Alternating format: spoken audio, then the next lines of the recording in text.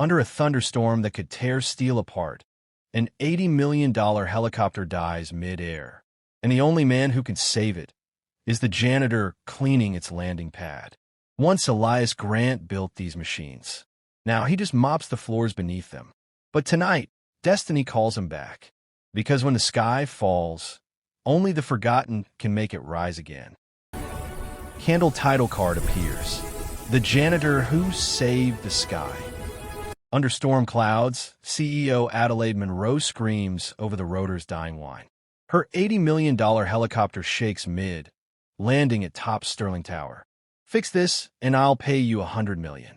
She mocks the janitor crouching beside the skid, his uniform soaked in fuel rain. Engineers freeze. Lightning flashes. Elias Grant doesn't answer. He removes his gloves, revealing scar-lined, steady hands. In seconds, he traces a clogged pressure valve and overrides the governor. The turbine roars alive because the janitor once built them. What made a janitor know more about jet turbines than her entire crew? Seattle's Sterling Tower pierces the November sky like a steel needle threading storm clouds 80 floors up. The executive helipad gleams, wet under emergency lights. A platform where power lands and ambition takes flight. Tonight, though, the only thing landing is trouble wrapped in carbon fiber and titanium. Elias Grant pushes his maintenance cart across the rain-slick concrete, checking fuel lines and drainage grates the way he's done every night for 3 years. 36 years old, lean and quiet with hands that move like they're reading Braille on metal. His Navy coveralls bear the Sterling Aerotech logo, but the name patch just says maintenance. Nobody asks his first name. Nobody needs to. He's the man who mops up hydraulic fluid and replaces burned-out bulkhead lights while executives sleep in penis 40 floors below. What they don't know could fill the fuselage of the Aurora X prototype sitting on the pad behind him. What they don't ask could save their lives. Adelaide Monroe built Sterling Aerotech from a regional aviation parts supplier into a defense contractor bidding on a $3.2 billion government contract 34. Sharp as the creases in her charcoal suit, beautiful in the way that makes boardrooms nervous and stockholders confident. She graduated top of her class at MIT, earned her MBA before 30, and took over the company when her father's heart gave out during a presentation to the Joint Chiefs. She doesn't do second place. She doesn't do excuses, and she certainly doesn't do maintenance workers who think they know better than certified engineers. Her daughter would have told her differently if Adelaide had been home long enough to listen, but that's another story. Tonight, Adelaide needs Aurora X to fly. The Pentagon's evaluation team arrives in 17 hours. The helicopter has to prove it can operate in adverse weather, deliver special operations teams through mountain passes, and do it quieter than anything Russia or China has in the air. Sterling's entire future rides on those rotor blades spinning at exactly 1,900 revolutions per minute under full load. The problem is they won't.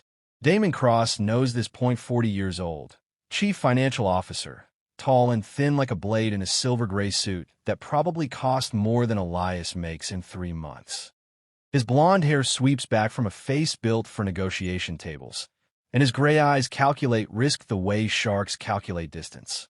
The diamond watch on his wrist catches light, even in the storm, each facet throwing tiny rainbows against the rain. He's the man who finds budget, cuts costs, and makes quarterly reports sing.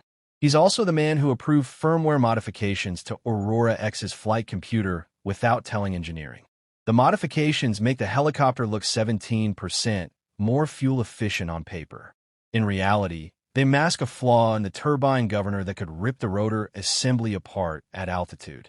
But if they can get through tomorrow's demonstration, sign the contract, and roll fixes into the maintenance schedule quietly over the next 18 months, nobody has to know. That's the plan Damien sold Adelaide 3 weeks ago over scotch in her office, while Elias emptied her trash and vanished like furniture. The other players in this drama are simpler. Finn Holloway, 38, chief engineer with honest eyes and a mortgage that keeps him awake at night, that he suspects something's wrong with the FedEx system. But every diagnostic comes back clean because Damon's firmware literally hides the problem from the diagnostic software. Finn trusts his instruments. That's going to cost him. Vanessa Hale runs public relations with the gentle precision of someone who believes in the product she's selling. 32, kind. Smart enough to know when executives are lying, but trained to smile and pivot the narrative. Anyway, she joined Sterling because she believed in American air superiority. She's about to learn that superiority requires truth. Constance Vale sits on the board of directors, 60 years old with silver hair and a reputation for asking the questions nobody wants to answer. She made her fortune in aerospace quality control, and she knows exactly what happens when companies prioritize contracts over safety. She pushed for tonight's pre-flight test over Damien's objections. That decision just saved lives. And then there's Rosie, 7 years old, real name Rosalind, who lives with Elias in a 2-bedroom apartment in Riton and draws pictures of machines with careful colored pencils. She draws helicopters with hearts where the turbines should be. And she labels them breathing machines because her father once told her that engines inhale fuel and exhale power, just like people inhale air and exhale words. She doesn't know her father used to design those engines.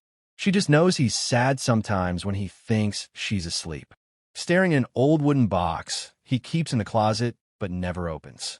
Tonight that box matters. But first, the helicopter has to try to kill someone.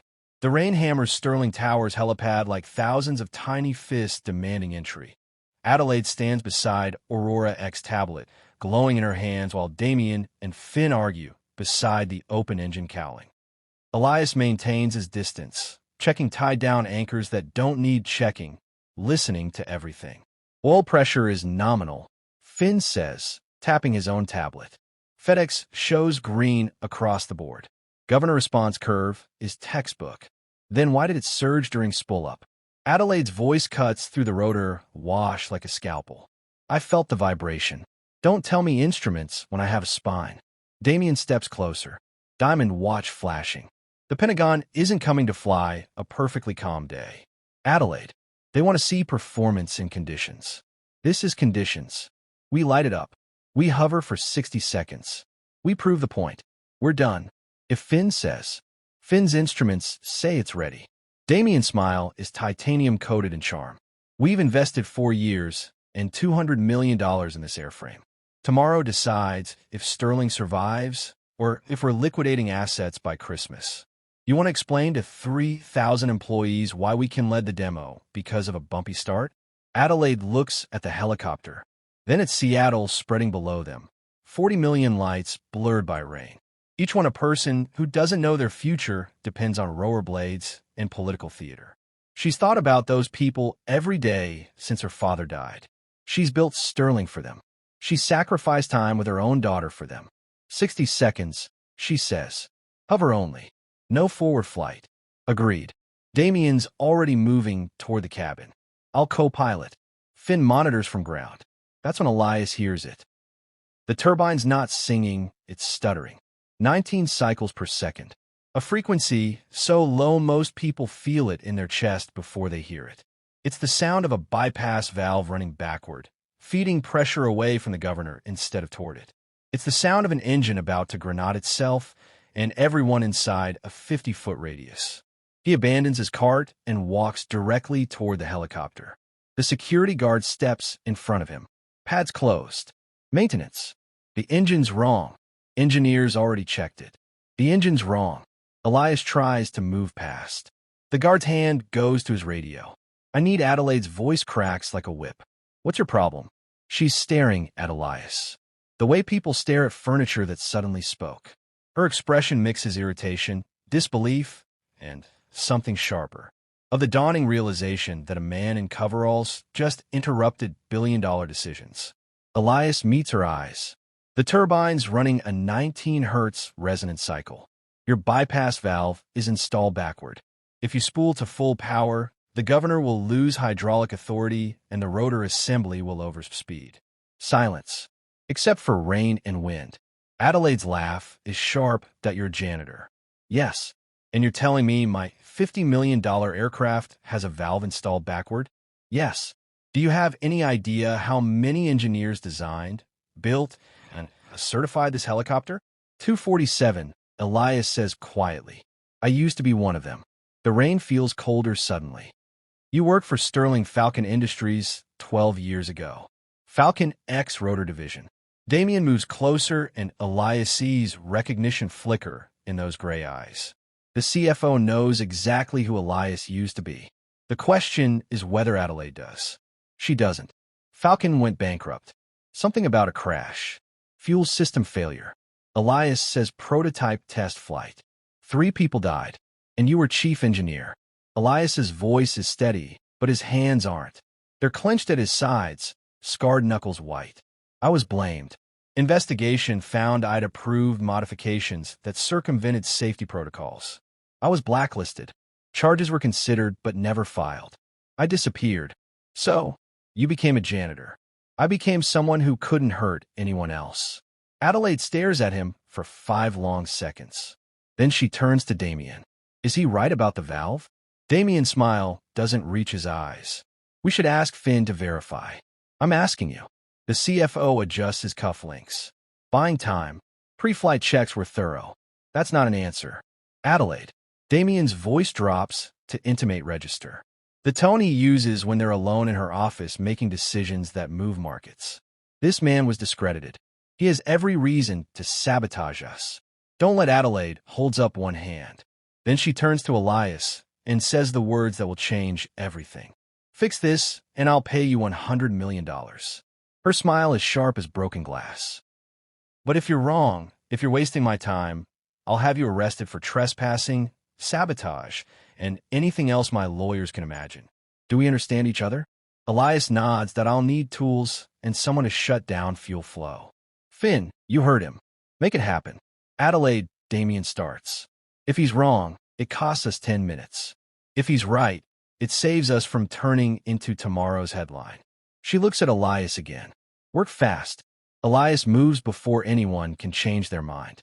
He drops beneath the helicopter's belly, ignoring the fuel-soaked concrete soaking through his coveralls.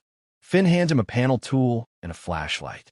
The turbine compartment opens like a steel flower, revealing arteries of hydraulic lines, fuel feeds, and electrical bundles. There, the bypass valve, exactly where it shouldn't be. Someone reversed the flow direction, probably to compensate for pressure losses elsewhere in the system, that a field modification done by someone who understood fluid dynamics, but not this specific engine's architecture. The kind of shortcut that works on paper and kills people in practice that Elias's hands move with muscle memory. 13 years old. He disconnects pressure lines, rotates the valve housing, reconnects everything in the right sequence. 90 seconds. His fingers remember what his mind tried to forget. He closes the panel and slides out from under the helicopter. Rain washes the fuel from his coveralls, turning him into a walking chemical smell. Try it now, he says to Finn. The engineer looks at Adelaide. She nods. Finn activates ground power and runs the diagnostic sequence. The turbine spools smooth. 19 Hz resonance is gone, replaced by the clean whine of a properly balanced engine. Every gauge shows green. The helicopter sounds like it's breathing instead of choking. Finn stares at his tablet like it just lied to him. He's right. The valve was reversed. How did I miss that? Because your diagnostic software was calibrated to expect it wrong, Elias says quietly. Someone modified the reference parameters. Adelaide turns to Damien. The CFO's face has gone very still. We'll discuss this later, Adelaide says. Voice cold enough to frost metal. Right now, I need to know if we can fly tomorrow. Constance Vale's voice cuts across the pad. Not until we run a complete safety audit. The board member has materialized from the elevator wrapped in a raincoat, carrying an expression that's buried corporate careers. Adelaide, I want every modification documented. I want firmware compared to original spec. I want to know who authorized changes and why. We have 17 hours. Use them. Damien starts to object, then catches the look on Adelaide's face. He nods once and walks toward the elevator. Diamond watch glinting. Adelaide watches him go. Then she turns to Elias, and for the first time, she really looks at him. Not at a janitor. At a person. What's her name? She asks. Elias Grant. You saved lives tonight. Elias Grant. She hesitates. I'm sorry I mocked you. Elias just nods. Apologies don't fix the past. but they're a start. The next 17 hours burn like a fuse. Constance Vale sets up a command center in Sterling's main conference room, pulling in 3 independent aviation safety consultants who arrive by red-eye from California, Virginia, and Texas. Finn and his team strip Aurora X down to bolts and bundles, photographing every component, comparing serial numbers to purchase orders, tracing modification histories through email chains and change requests. Adelaide doesn't sleep. She sits in the conference room nursing coffee that's gone cold twice, watching consultants annotate schematics on massive displays. Vanessa works beside her, drafting 3 different press statements depending on what the audit finds. The good version announces successful demonstration. The bad version explains technical delays. The catastrophic version starts with the word regrettably. Elias goes home. Adelaide doesn't ask him to stay, and he doesn't offer. He's done his part. The rest is their problem. But when he walks into his apartment in Reton, Rosie's awake at the kitchen table. Even though it's past midnight, surrounded by colored pencils and paper, she's drawn a helicopter with a heart in its chest. And beneath it, in careful 7-year-old printing, machines that breathe need people who listen. Elias stares at the drawing. How old are you? You always hum when you're worried, Rosie says. You've been humming the helicopter song for 3 weeks. The one that goes, Nia. She imitates a turbine cycling, but tonight you're not humming, so you fixed it. Elias sits down beside her. I tried to. Did you tell them about the 19 hers thing? He blinks. How do you know about that? Rosie points to another drawing. This one showing wavy lines labeled 19 herses and scary shaking. You told me engines have heartbeats. Heartbeats have rhythms. When rhythms are wrong, the machine gets sick. 19 beats per second is too slow for that big helicopter. It needs 23 or 31. Elias pulls his daughter into a hug that lasts longer than usual. You're smarter than most engineers I've met. That's 'cause I'm 7. When I'm 8, I'll be even smarter. He laughs for the first time in weeks. Then he tucks Rosie into bed, and he goes to his closet and opens the wooden box he hasn't touched in 3 years. Inside his old credentials from Falcon Industries, Chief Engineer badge, letters of commendation from the Air Force, photos of him standing beside the X-Rotor prototype before it killed his best friend, and underneath everything, a handwritten note from the crash investigation lead. We know you didn't approve those modifications. Someone else did, but the paperwork has your signature. I'm sorry. Elias reads that note in the darkness of his closet, and he makes a decision. By dawn, the audit team has an answer. Finn presents it to Adelaide, Constance, and Vanessa in the conference room using Aurora X's actual flight computer connected to a diagnostic display the size of a movie screen.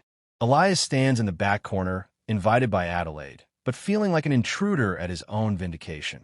Someone modified the FedEx firmware 6 weeks ago, Finn explains, highlighting code blocks on the screen.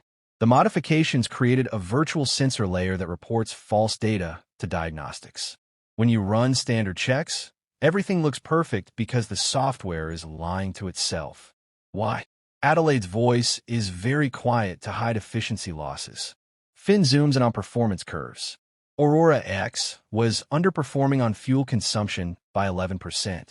Instead of fixing the root cause, which would require redesigning the fuel manifold at significant cost, someone masked it with software. The fake efficiency numbers made us look competitive, but the actual helicopter would have failed performance specs in front of the Pentagon, who authorized this. Finn pulls up a change request document. Damien Cross submitted, approved, and implemented through a contracted software firm that doesn't appear in our vendor database.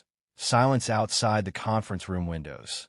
Seattle's waking up under clearing skies. The storm passed during the night, leaving the city scrubbed clean and sharp. Constance Vale speaks first. The reverse bypass valve field modification, Finn says, probably installed to compensate for pressure issues the fake firmware was hiding. It's a band-aid on a bullet wound. If we'd flown yesterday, he doesn't finish. He doesn't have to. Adelaide stands and walks to the window. Her reflection looks back at her. And for a moment, she sees her father standing there 13 years ago, telling her the most important thing he ever taught her. Build things that deserve to fly, not things that deserve to sell. She turns to Elias. The Falcon's rotor crash. What really happened? Elias meets her eyes. Someone modified the fuel system to save weight. Filed the paperwork under my approval code while I was on vacation. The prototype flew 3 times successfully because test conditions were gentle. The 4th flight pushed hard. The fuel starvation caused engine failure at altitude. The helicopter auto-rotated into a mountainside. 3 people died. The investigation found my signature on the modifications, and I couldn't prove I didn't sign them. Who actually signed them? Damon Cross was Falcon's chief financial officer. He was also the person with access to engineering approval systems. The room goes very still. Adelaide's jaw tightens. He did it twice. He's good at it, Elias says quietly. He finds struggling companies, cuts costs through technical compromises, hides the problems long enough to land a big contract, then moves on before failure rates spike. Falcon declared bankruptcy 18 months after the crash. Damien had already joined Sterling. Vanessa makes a small sound.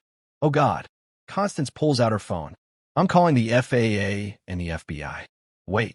Adelaide holds up a hand. We call them Aurora X gets grounded pending investigation. The Pentagon cancels the evaluation. Sterling loses the contract. Our stock collapses, and 3,000 people lose their jobs before Christmas. If we don't call them, Constance says we're complicit in fraud. I know. Adelaide takes a breath, which is why we're doing something else. We're going to demonstrate Aurora X today, exactly as scheduled. We're going to let the Pentagon evaluate an aircraft with Elias Grant's corrections installed and documented. And then we're going to hand them a complete report of what we found, who did it, and how we fixed it. We're going to show them Sterling catches problems instead of hiding them. That's insane, Vanessa whispers. That's integrity, Adelaide replies. And if we lose the contract because of it, at least we lose it honestly. She looks at Elias. Will you fly with me? As technical advisor. Elias feels his chest tighten that I'm not certified. You're the only person I trust to tell me if something's wrong. The maintenance worker who used to be an engineer stares at the CEO who just chose truth over profit. And he thinks about Rosie's drawing of machines that breathe. And he thinks about his friend who died because someone else chose profit over truth. And he nods. I'll fly with you. The demonstration is scheduled for 1,400 hours. By 1300, Damien Cross has vanished. Building security finds his office cleaned out, computer hard drive removed, and his company Mercedes already reported at SeaTac Airport's long-term parking. Constance Vale makes calls.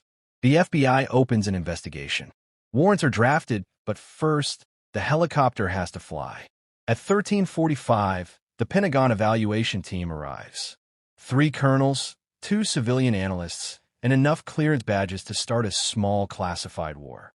They're skeptical, professional, and deeply unimpressed with Sterling's apologies for yesterday's weather delay. They've flown across the country to see technology, not excuses. Adelaide meets them on the helipad wearing a flight suit and the expression her father used to call armor made of confidence. Beside her, Elias wears a borrowed jumpsuit that almost fits, holding a tablet loaded with Aurora X's complete maintenance history, including this morning's discoveries. Gentlemen, Adelaide says, before we fly, you need to read something. She hands them the audit report, all 47 pages. The lead colonel, a man named Patterson with 3 decades of rotor wing experience and a face that's seen too many contractor promises break on contact with physics, reads the executive summary. Then he reads it again. You're telling me? Patterson says slowly that your CFO attempted fraud. You discovered it 18 hours ago, and you're still planning to demonstrate? We discovered it because this man prevented a catastrophic failure. Adelaide gestures to Elias. He's the former chief engineer of Falcon Industries' X-Rotor division. The same CFO was responsible for the Falcon bankruptcy and the deaths of 3 people. We've reported him to federal authorities, but more importantly, we've corrected every compromise he made to Aurora X. The helicopter you're about to evaluate is what we promised to deliver. No shortcuts, no lies, no hidden failures. Patterson looks at his team. Silent communication flows between people who've learned to evaluate honesty in an industry built on optimistic projections. Then he looks back at Adelaide. "We'll fly," he says. "But we're bringing our own instruments. I'd be disappointed if you didn't." At 1,400 hours exactly, Aurora X lifts off Sterling Tower's helipad with Adelaide at the controls. Elias in the co-pilot seat and Colonel Patterson standing between them with a tablet recording every vibration, temperature, and pressure reading the Pentagon sensors can capture. The sky is sharp blue. Wind steady from the northwest. Seattle spreads below them like a promise kept in concrete and glass. Adelaide flies the profile the Pentagon requested. Hover, forward flight, banking turns, rapid altitude changes, simulated assault approach, emergency power descent. Every maneuver designed to stress the aircraft and reveal weakness. Aurora X responds like it was born to fly. The turbine sings at exactly 2,300 revolutions per minute. The rotor blades track perfectly. Fuel consumption matches projections. Every system performs within specification because every system is finally honestly correctly built. At one point during a hard banking turn that pushes 3 GS, Elias watches the vibration readout and sees it rock steady at harmonic frequencies. Number 19, her stutter, no resonance cascade, no bypass valve feeding pressure backward into chaos. He glances at the engine panel and thinks of Rosie's drawing. The machine is breathing. After 40 minutes, Adelaide brings Aurora X back to Sterling Tower and sets it down so gently the skids kiss concrete without a sound. She shuts down the turbine, and in the sudden silence, Colonel Patterson makes notes on his tablet. Then he looks up and says, "That's the best helicopter I've flown in 20 years." Adelaide exhales for what feels like the first time in days. Patterson continues, "But we're not awarding the contract today. We're going to verify your audit independently. We're going to interview your team. We're going to understand exactly what happened and why. If everything checks out, and I believe it will, you'll hear from us in 30 days. If it doesn't, you'll hear from the Inspector General." "Understood." Adelaide says one more thing. Patterson looks at Elias. "Who are you really, maintenance?" Elias says, "Maintenance workers don't catch firmware fraud and reverse valves. This one does." Patterson studies him, then nods. "Good, because if I'm trusting special operations pilots to fly this bird into harm's way, I want to know maintenance workers like you built it." He leaves with his team, taking their data and their measured skepticism. Adelaide and Elias stand alone on the helipad as the sun tracks west toward the Olympics. "Thank you," Adelaide says quietly, "for saving me from my own ambition." "You saved yourself," Elias replies. "I just gave you information. You chose what to do with it. I chose wrong before. I almost killed people because I was too arrogant to listen to a janitor. You listened when it mattered." Adelaide looks at him, really looks the way she should have from the beginning. "What happened at Falcon wasn't your fault. Tell that to the families." "I will if you want me to. But first, I need to tell you something else." She takes a breath. "Sterling Aerotech needs a director of flight safety engineering. Someone who will report directly to me and the board. Someone who can't be overruled by CFOs chasing quarterly earnings. Someone who will stop aircraft from flying if they're not safe. And no matter how much money is on the line. Someone like you." Elias stares. "I haven't worked engineering in 13 years. You worked it last night. You worked it this morning. You worked it 30 minutes ago when you were watching every instrument in that cockpit like you were reading poetry." Adelaide smiles. "I'm not offering you a job, Elias. I'm offering you a chance to do what you should have been doing all along. Build things that deserve to fly." He thinks about Rosie, about her drawings and her 7-year-old wisdom. He thinks about the friends he lost and the years he spent invisible. He thinks about the choice between hiding from the past and building a different future. "I need to talk to my daughter," he says finally. "Of course, take the weekend." "But Elias," Adelaide extends her hand. "Whatever you decide. Thank you for having the courage to speak up. You save lives, mine included." They shake hands on Sterling Tower's helipad while helicopters breathe in the distance and the city stretches away in all directions. Full of people who will never know how close they came to tragedy, how thin the margin is between catastrophe and safety, how much depends on people who notice what's wrong and say something anyway.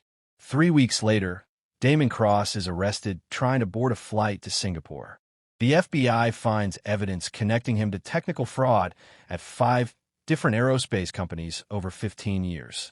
The investigation makes headlines. Sterling Aerotech stock drops 11%, then recovers when the Pentagon announces contract award. Elias Grant becomes director of flight safety engineering on a Monday morning in December. His first official act is creating the Rosie Grant STEM Fund, a scholarship program for children of aircraft maintenance workers. His second act is rewriting every safety protocol at Sterling to include anonymous reporting channels and independent verification requirements. His third act is something simpler. He takes Rosie to Sterling Tower on a Saturday morning when the building's mostly empty, and they ride the elevator to the 80th floor. The helipad is quiet except for wind. Aurora X sits under a protective cover, resting between evaluation flights. Rosie walks around the helicopter slowly, trailing one small hand along the fuselage. Then she stands beneath the rotor hub and looks up at the blades, and she smiles. "It looks happy," she says. "It's a machine," Elias replies. "It doesn't have feelings, but we do. And when we build things right, the things feel right. That's what you taught me." She looks at her father. "Are you happy now, Dad?" Elias watches morning light break over the Cascades, painting Seattle gold and silver. He thinks about the box in his closet that he can finally open without guilt. He thinks about Adelaide Monroe, who learned to listen. He thinks about truth winning even when it costs something. He thinks about second chances and 7-year-olds who see the world more clearly than engineers with decades of experience. "Yeah," he says. "I think I am." Rosie takes his hand. "Good, because machines that breathe need people who listen. And you're really good at listening, Dad. You always have been." They stand together on the helipad while the morning sun climbs higher, warming concrete and metal and all the breathing machines that wait to carry people safely through the sky. Below them, Seattle wakes up. 3 million stories unfolding. Most of them ordinary, some of them miraculous. All of them depending on the quiet work of people who build things that deserve to fly. The helicopter waits. The turbine sleeps. And somewhere in the engineering department, on a wall where everyone can see it, hangs a child's drawing of a machine with a heart in its chest and words beneath it that say, "Now it listens like people should." That's the story of Elias Grant and Adelaide Monroe and the $100 million moment that changed everything. That's the story of courage disguised as maintenance work, integrity disguised as inspection, and redemption disguised as choosing what's right over what's profitable. That's the story of machines that breathe and people who listen and the narrow margin between disaster and grace. Remember it the next time you see someone in coveralls doing work you don't understand. Remember it when you're tempted to mock what looks small or dismiss what looks simple. Remember it when pressure mounts and shortcuts whisper and the easy path diverges from the right one. Because sometimes the person with the mop knows more than the person with the corner office. Sometimes the janitor is the engineer. And sometimes the only thing standing between catastrophe and survival is someone brave enough to say the engine's wrong. Even when nobody wants to listen, the helicopter knows. The rotor blades remember. And if you stand very still on Sterling Tower's helipad at dawn, you can almost hear Aurora X breathing steady and true, the way machines do when people finally build them honest. That's the sound of second chances. That's the sound of justice. That's the sound of things that deserve to fly, finally getting their wings.